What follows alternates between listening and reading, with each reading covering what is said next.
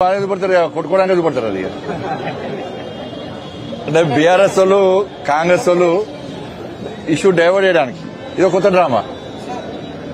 ఇప్పుడు మీ మీడియా అంతా కూడా ఇప్పుడు మేము మాట్లాడేది పడతారు, అంతా ఇద్దరు కొట్టుకునేది పడతారు.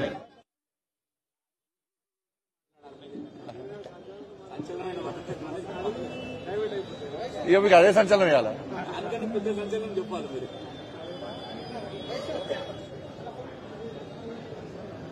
అందరికీ నమస్కారం అన్న.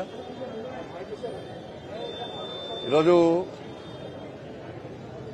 భారతీయ జనతా పార్టీ దేశవ్యాప్తంగా మెంబర్షిప్ డ్రైవ్ చేస్తున్న సందర్భంలో ఈరోజు ఈ డివిజన్ రావడం జరిగింది. ఒక్కొక్క నాయకుడు పోలింగ్ బూత్ స్థాయి నుంచి జాతీయ స్థాయి వరకు ప్రతి కార్యకర్త ప్రతి నాయకుడు కూడా ఈ మెంబర్షిప్ డ్రైవ్ లో చాలా యాక్టివ్ గా పాల్గొంటున్నారు. ముఖ్యంగా తెలంగాణ రాష్ట్రంలో కిషన్ రెడ్డి గారి నేతృత్వంలో సాగుతున్నటువంటి ఈ మెంబర్షిప్ డ్రైవ్ చాలా బ్రహ్మాండంగా సాగుతున్నది. ప్రజల నుంచి మంచి స్పందన వస్తున్నది. మీరే చూసిన ప్రజలే స్వచ్ఛందంగా మమ్మల్ని పిలిపించుకొని మెంబర్షిప్ చేసే పరిస్థితి తెలంగాణ రాష్ట్రంలో ఉంది. దానికి తగ్గట్టుగా భారతీయ జనతా పార్టీ కార్యకర్తలు కూడా చాలా యాక్టివ్ గా ఈ మెంబర్షిప్ డ్రైవ్ లో పాల్గొంటున్నారు. పెద్ద ఎత్తున మెంబర్షిప్ జరుగుతూ ఉన్నది. ఇలా ఇతర పార్టీలకు భారతీయ జనతా పార్టీ కూడా తేడాను గుర్తించి ఈ తెలంగాణ రాష్ట్రంలో రాబోయే రోజుల్లో ఏర్పడేది భారతీయ జనతా పార్టీ ప్రభుత్వమే అని చెప్పి ప్రజల విశ్వాసం నమ్మకం ఏర్పడ్డది. కాబట్టి ఇలా వాళ్ళే స్వచ్ఛందంగా వచ్చి మెంబర్షిప్ చేసుకుంటున్న విషయాన్ని ఇలా మనం చూస్తాం. తెలంగాణ రాష్ట్ర వ్యాప్తంగా జరుగుతున్నది. అంటే మళ్లీ కార్యకర్తలకు అప్పీల్ చేస్తా ఉన్నా, తెలంగాణ రాష్ట్రంలో ఒక సంచలనం సృష్టించే విధంగా ఇలా 77 లక్షల ఓట్లు మాకు వచ్చినాయి పార్లమెంట్ ఎన్నికల్లో. దాన్ని దృష్టిలో పెట్టుకుని ప్రతి ఒక్కరిని మెంబర్షిప్ చేయాలని చెప్పి ఒక టార్గెట్ చేసుకుని మేము ఇవాళ మెంబర్షిప్ చేస్తున్నాం. కార్యకర్తలందరూ కూడా నాయకులందరూ కూడా పూర్తి సమయాన్ని కేటాయించి ఈ మెంబర్షిప్ డ్రైవ్ ను విజయవంతం చేయాల్సిందిగా అందరికీ అప్పీల్ చేస్తున్నాను. చాలా మంది కార్యకర్తలు నాయకులందరూ కూడా కష్టపడి పనిచేస్తున్నారు. అందరూ కూడా ధన్యవాదాలు. దాంతోపాటు రాజకీయాలకు సంబంధించి ఈ నెల 17వ తారీఖు నాడు తెలంగాణ విమోచన దినోత్సవం. ఇక సేమ్ కేసీఆరే బీఆర్ఎస్ పాలన ఎట్లుందో కాంగ్రెస్ పాలన ఎట్లున్నది. కాంగ్రెస్ పార్టీ అధికారం రాకముందు విమోచన దినోత్సవం అన్నారు. అప్పుడు కేసీఆర్ కూడా విమోచన దినోత్సవం అన్నాడు. కేసీఆర్ వచ్చినాక ఏం చేసిండు? విమోచన దినోత్సవం అన్ని పోయినాయి. ఇప్పుడు కాంగ్రెస్ పార్టీ అధికారంలోకి వచ్చింది. కాంగ్రెస్ పార్టీ అధికారంలోకి వచ్చాక మళ్ళీ ఏమంటున్నారు? ప్రజాపాలన దినోత్సవం అట. అంటే ఇన్ని రోజులు ప్రజాపాలన కాకుండా ఏం పాలన చేసింది? మరి ఇన్ని రోజులు మీరు చేసిన పాలన ఏంది? ప్రజాపాలన దినోత్సవం పెట్టడానికి కారణం ఏంటి? ఇన్ని రోజులు మీరు పాలించింది ప్రజాపాలన కాదా? ప్రజాపాలన కాదనే ప్రజలు ఆలోచిస్తున్నారు. అందుకే ప్రజల ఆలోచన దృష్టిలో ఉంచుకునే ప్రజలు కాంగ్రెస్ పార్టీకి వ్యతిరేకంగా ఉన్న విషయాన్ని గుర్తించే ఇప్పటి నుంచి ప్రజాపాలన దినోత్సవంగా మీరు ప్రకటించుకున్నారు. వాస్తవం. ఇవాళ రైతులకు రుణమాఫీ చేస్తా అని చెప్పి, రైతు భరోసా ఇస్తా అని చెప్పి, బోనస్ ఇస్తా అని చెప్పి ఇవ్వకుండా, రుణమాఫీ సరిగా వేయకుండా రైతులను నడ్డి విరిచే విధంగా, రైతులు నట్టెట్లా ముంచే విధంగా చేయడమే ప్రజాపాలన. ఉద్యోగాలు నోటిఫికేషన్ ఇచ్చి నిరుద్యోగులకు ఉద్యోగ ఉపాధి అవకాశం కల్పిస్తా అని చెప్పి మోసం చేయడమే ప్రజాపాలన. ఉద్యోగులకు 5 డిఎల్ ఇస్తామన్నారు, పీఆర్సీ ప్రకటిస్తామన్నారు, ప్రమోషన్లు ఇస్తామన్నారు. అది ఇయ్యలే. ఇట్లా మోసం చేయడమేమి ప్రజాపాలన. ఇవాళ 6 గ్యారంటీలు ఇస్తా అని చెప్పి మోసం చేసి పట్టించుకోకుండా ప్రజల దృష్టి మళ్లించడానికి మీ నక్కచిత్తుల వేషాలు వేయడమే ప్రజాపాలన. అంతెందుకనగా కుక్కలు కడుతున్నాయి రోడ్డు మీద, కుక్కలు పసిపిల్లలను చంపుతున్నాయి, పెద్దోళ్ళని కడుతున్నాయి. ఇంకా కుక్కలు కూడా కంట్రోల్ చేయలేని పాలన మీ ప్రజాపాలన. చెప్పండి, ఏంది ప్రజాపాలన అంటే? ప్రజల దృష్టి మళ్లించడమే 6 గ్యారంటీల విషయంలో ప్రజల దృష్టి మళ్లించడమే మీ ప్రజాపాలన. దాంతో హైడ్రామా, హైడ్రా పేరుతో హైడ్రామా. హైడ్రా పేరుతో హైడ్రామా. సాక్షాత్తు రాష్ట్ర ముఖ్యమంత్రి గారే అంటున్నారు, మీరు కూల్చుకుంటారా మమ్మల్ని కూల్చేయమంటారా? ముఖ్యమంత్రి స్థాయిలో మాట్లాడాల్సిన మాటలు కావు ఇవి.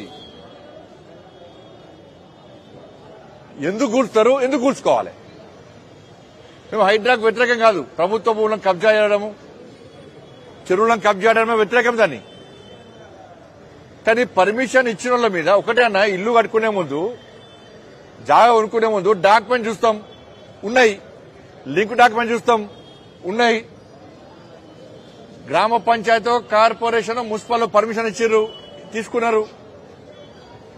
హౌస్ నెంబర్ ఉన్నది, ట్యాప్ నెంబర్ ఉన్నది, కరెంటు మీటర్ నెంబర్ ఉన్నది, దానికి బ్యాంకు లోన్ కూడా ఇచ్చింది.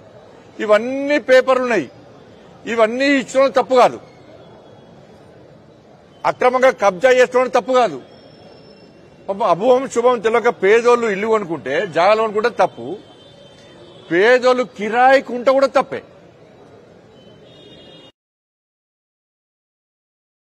హౌస్ పర్మిషన్ ఉందా, డాక్యుమెంట్స్ ఉన్నాయా, లింక్ డాక్యుమెంట్స్ ఉన్నాయా, మున్సిపల్ పర్మిషన్ ఉందా, అన్ని తీసుకొని ఇల్లు కిరాయి తీసుకోండి. మేము ఇప్పుడు ఇవ్వాలి.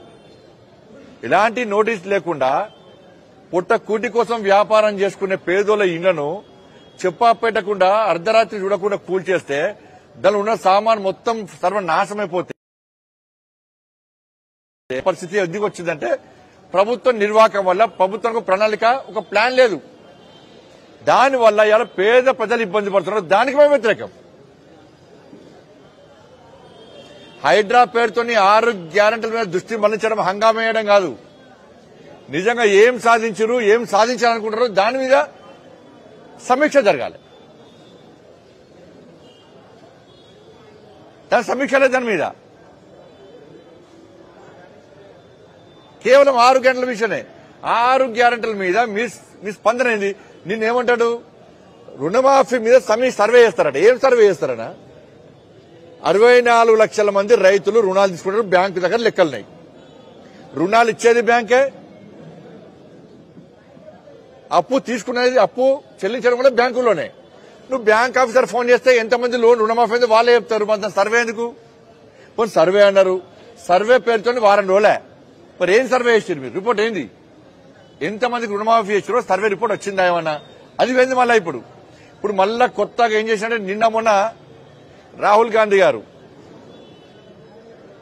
అమెరికా పోయి గతంలో పోయి ఏం మాట్లాడారో, మొన్న ఏం మాట్లాడారో తెలుసు. ఈ రాహుల్ గాంధీ గారి మీద చేసిన వ్యాఖ్యల మీద ప్రజల లోపల తీవ్ర వ్యతిరేకత వస్తుందని భావించిన తర్వాత బీఆర్ఎస్, కాంగ్రెస్ కలిసి ఇప్పుడు కొట్టుకునే. ఈ కొట్టుకునే ఎందుకు అంటే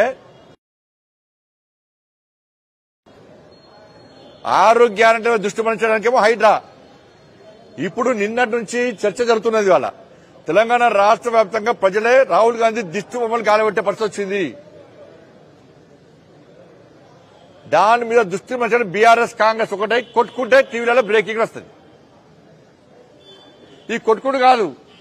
ఫస్ట్ రాహుల్ గాంధీ మాట్లాడిన వ్యాఖ్యల మీద కాంగ్రెస్ పార్టీ, తెలంగాణ రాష్ట్ర కాంగ్రెస్ పార్టీ స్పందన ఏంది? ఈ ప్రభుత్వం స్పందన ఏంది? ఉన్న ఇంటి భాగవతాన్ని బయటపెట్టుకుంటారా ఎవడైనా? ఇలా అంతకుముందు విదేశాలకు పోయిండు. భారతదేశంలో ప్రజాస్వామ్యం ప్రమాదంలో ఉంది, విదేశాలు జోక్యం చేసుకోవాలని చెప్పి ఒక మూర్ఖత్వం మాటలు మాట్లాడిన వ్యక్తి రాహుల్ గాంధీ. మళ్ళా నిన్న ఏమంటున్నాడు? ఎన్నికల కమిషన్ అట మోడీ గారికి అనుకూలంగా ఉందట, అందుకే బీజేపీ గెలిచిందట. ఇలా ఎన్నికల కమిషన్ మాకు అనుకూలంగా ఉంటే మెజార్టీ ఎంత తీసుకుంటాం? మేము 540 వరకు 500 మేమే వేసుకుంటాం. మెజార్టీ ఎందుకు తీసుకుంటాం? మేము ఇంత తక్కువ మెజార్టీ ఎందుకు వస్తుంది మాకు పోయినసారి కంటే? ఇంగిత జ్ఞానం లేని మాటలు. ఇవాళ ఎన్నికల కమిషన్ మీదకి అనుమానాలు, అపోహలు ఉంటే ఈ దేశంలో చట్టాలున్నాయి, న్యాయస్థానాలున్నాయి, ఒక రాజ్యాంగం అనుగుణంగా దేశంలో రాజ్యాంగం ఉంది. అంటే రాహుల్ గాంధీ అనే వ్యక్తికి ఈ దేశంలో చట్టాల మీద గౌరవం లేదు, న్యాయస్థానం మీద గౌరవం లేదు, విదేశాల మీద మాత్రం చాలా అపారమైన నమ్మకం ఉంది ఆయనకు.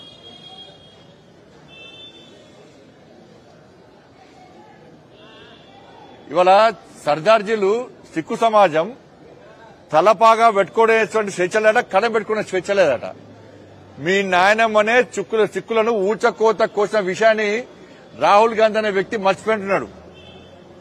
చిక్కులను జలియన్ వాలాబాగ్ తర్వాత చిక్కులను ఊతకోత కోసింది ఎవరు? మీ నాయనమ్మనే ఇందిరాగాంధీ గారే కోసింది. ఇవాళ మీ భారతదేశ సమాజం సర్దార్జీలను, సిక్కు సమాజాన్ని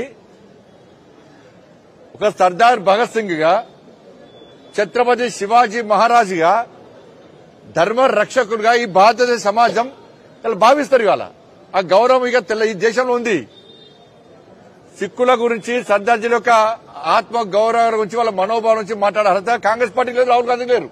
మీ కుటుంబమే ఊచకొత్త కోసిరు.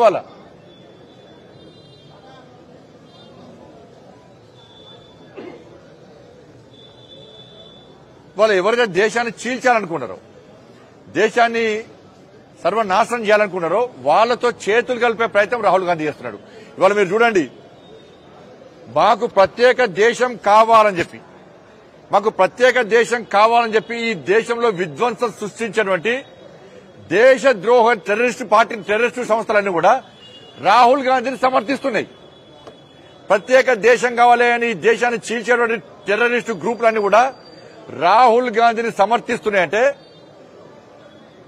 టెర్రరిస్టులతో రాహుల్ గాంధీ సంబంధాలు ఉన్నాయా లేవా? టెర్రరిస్టుల మద్దతు తీసుకోవడానికి రాహుల్ గాంధీ ముందుకు వస్తున్నా లేదా?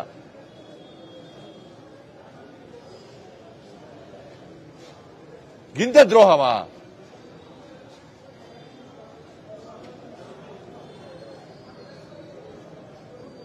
ఇండియన్ నేషనల్ కాంగ్రెస్ కాదు, Italy national Congress. Italy brand. ఆయన ఇక్కడ పుట్టినోడు కాదు, ఈ దేశం గురించి తెలిసినోడు కాదు. ఇటలీ దేశస్థుడు. ఈ దేశం గురించి ఏం మాట్లాడతారు? రేపు ఇలాంటి కాంగ్రెస్ పార్టీ అధికారంలోకి వస్తే ఈ దేశాన్ని గతంలో 3 ముక్కలు చేసింది, ఇలా 7 ముక్కలు చేస్తుంది. వాళ్ళు విదేశాలకు పోయి ఎవరిని కలుస్తున్నారు, ఏం మాట్లాడుతున్నారు?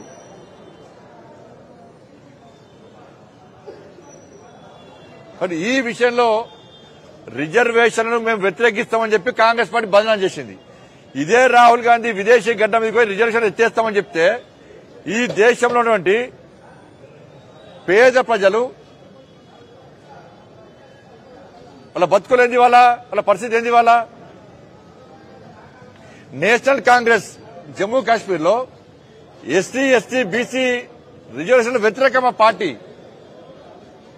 ఆ పార్టీ దేశంలో 2 జెండాలు ఉండాలనుకుంటున్నది.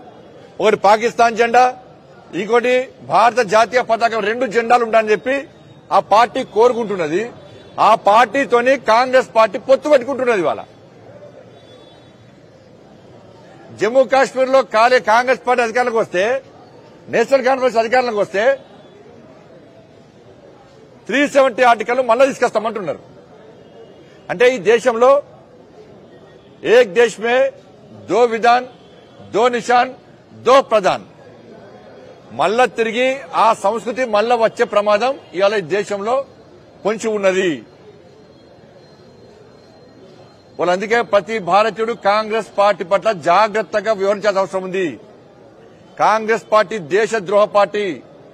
రాహుల్ గాంధీ దేశ వ్యతిరేక విధానాలను, దేశద్రోహ విధానాలను ప్రతి భారతీయుడు ఆలోచించాల్సిన అవసరం ఉంది, స్పందించాల్సిన అవసరం ఉంది.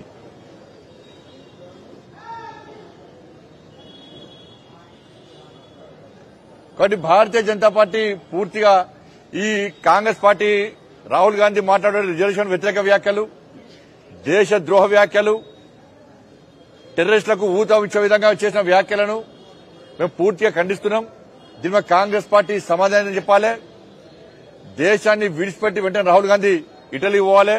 ఆయనకు నచ్చితే పాకిస్తాన్ పోవచ్చు, బంగ్లాదేశ్ పోవచ్చు. ఏ టెర్రరిస్ట్ సంస్థ ఆయనకు చాలా దగ్గరనో, ఎవరు ఆయనకు సపోర్ట్ చేస్తారో ఆ సంస్థ కూడా పోవచ్చు, ఇబ్బంది లేదు. ఇది మంచి పద్ధతి కాని చెప్పి భారతీయ జనతా పార్టీ హెచ్చరిస్తున్నారు. ఏం స్వరాలు లేవన్నా, మాది ఒకటే స్వరం. హైడ్రాకు మేము వ్యతిరేకం కాదు. పెద్దోని కొట్టండి ఊకుంటాం మేము. కానీ అభం శుభం తెలియని అమాయక ప్రజల ఇల్లు ఊల్స్తా అంటే, వాళ్ళని ఇబ్బంది పెడతా అంటే దానికి మేము వ్యతిరేకం. ఎవరు పర్మిషన్ ఇచ్చారు, ఎవరు రిజిస్ట్రేషన్ చేశారు, ఎవరు బ్యాంక్ లోన్ ఇచ్చారు, వాళ్ళ మీద ఫస్ట్ చర్యలు తీసుకోండి.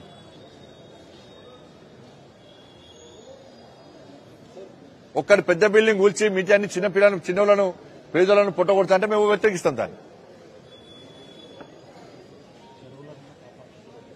చెరువుల ప్రమాదం వస్తే మేము దాన్ని వ్యతిరేకిస్తాం దాన్ని కూడా మేము.